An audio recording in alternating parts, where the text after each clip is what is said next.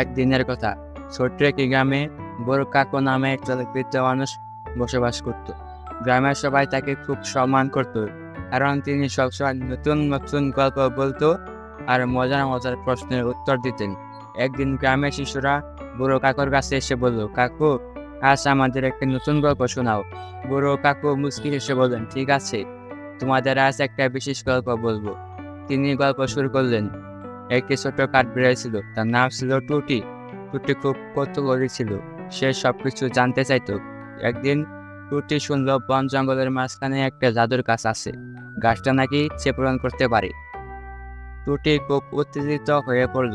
সে ভাবল, আমি যদি গাছটা খুঁজে পাই তাহলে আমার সব ইচ্ছে পূরণ হবে।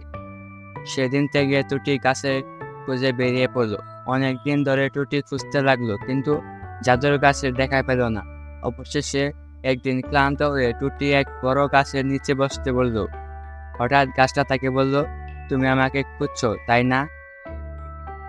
টুটি বিস্মিত হয়ে বলল, হ্যাঁ। তুমি কি সেই জাদু গাছ? গাছটি মৃদু কণ্ঠে হেসে বলল, হ্যাঁ, কিন্তু মনে রেখো, সবচেয়ে বড় জাদু হচ্ছে তোমার নিজের চেষ্টা আর ভালো কাজ করা। যে কোনো কিছু সম্ভব যদি তুমি মন থেকে চেষ্টা করো। টুটি আসলো আর বুঝলো যে তার ইচ্ছে পূরণের চাবিকাঠি আসলে তার নিজের মধ্যেই ছিল। এরপর থেকে টুটি সবসময় মনোযোগ দিয়ে কাজ করতে লাগলো।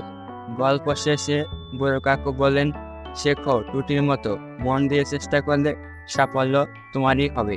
সকল শিশু খুব খুশি হলো আর তাদের মন ভরে গেল নতুন জ্ঞানে।